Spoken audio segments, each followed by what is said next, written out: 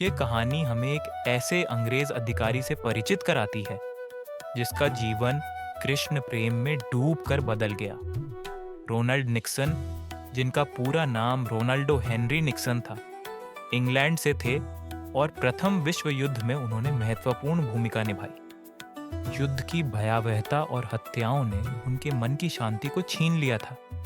इसके बाद वह कैम्ब्रिज विश्वविद्यालय पहुंचे, जहां उन्हें वेदांत, ईश्वर ज्ञान और महात्मा बुद्ध के बारे में जानकारी मिली। यह ज्ञान उन्हें भारत की भूमि पर ले आया, जहां वह ब्रज में आकर बस गए। ब्रज में रहते हुए निक्सन का बांके बिहारी जी से गहरा प्रेम हो गया। एक दिन हलवा का भोग लगाने के बाद उन्होंने देखा कि उसमें छोटी छोटी उंगलियों के निशान थे, जिससे उनकी आंखों में आंसू आ गए।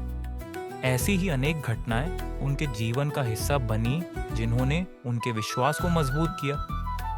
इस वीडियो में हम जानेंगे कैसे रोनाल्ड निक्सन एक अंग्रेज अधिकारी से कृष्ण प्रेम के नाम से विख्यात हुए और उनकी आत्मा कृष्ण जी में समा गई। आइए इस अद्भुत यात्रा का हिस्सा बने और जानें कैसे एक विदेशी भक्त का जीवन भारतीय संस्कृति और कृष्ण भक्ति में रंग गया। रोनाल्ड निक्सन का पूरा नाम रोनाल्डो हेनरी निक्सन था। वह अंग्रेज थे, लेकिन आज लोग इन्हें कृष्ण प्रेम के नाम से जानते हैं। 18 वर्ष की उम्र में श्री रोनाल्ड निक्सन ने प्रथम जर्मनी युद्ध में उत्साहपूर्वक भाग लिया। वह उस युद्ध में हवाई डेरे में एक ऊंचे अफसर थे। युद्ध के उन्माद उत्तर जाने पर उनके हृदय में भयंकर घटनाओं की स्मृतियां बस गई थीं, जिन्हें उन्होंने अपनी आंखों से देखा था। हत्या, मारकाट, मृत्यु का तांडव, रक्त का प्रवाह और लोगों का शोर, इन सब ने उनकी शांति छीन ली थी। बहुत कोशिश करने पर भी उनकी मन की स्थिति शांत नहीं हो पा रही थी। मानसिक व्यग्रता ने उन्हें बहुत ही तोड़कर रख दिया था। उनके मन को कहीं भी शांति नहीं मिली। फिर वह एक दिन कैम्ब्रिज विश्वविद्यालय जा पहुंचे, जहां इनका परिचय वेदांत, ईश्वर ज्ञान और महात्मा बुद्ध के बारे में हुआ।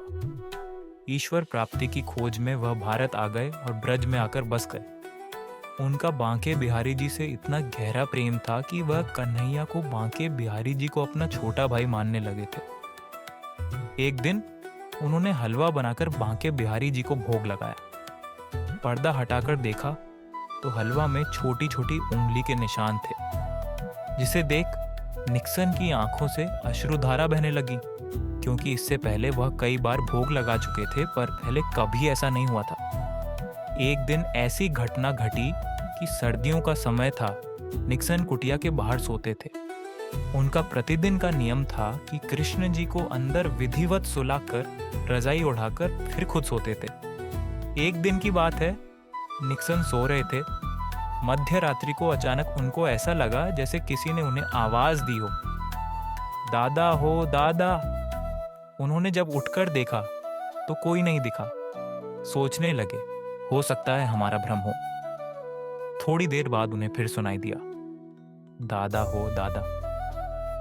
उन्होंने अंदर जाकर देखा तो पता चला कि आज वह कृष्ण जी को रजाई ओढ़ाना भूल गए थे। वह कृष्ण जी के पास जाकर बैठ गए और बड़े प्यार से बोले, आपको भी सर्दी लगती है क्या? निक्सन का इतना कहना था कि श्री कृष्ण जी की आंखों से आंसुओं की धारा बह चली।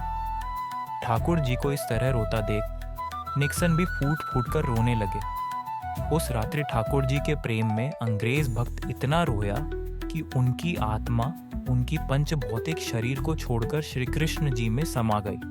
फिर निक्सन कृष्ण प्रेम नाम से विख्यात हुए। यही थी रोनाल्ड निक्सन से कृष्ण प्रेम बनने की अनोखी कहानी।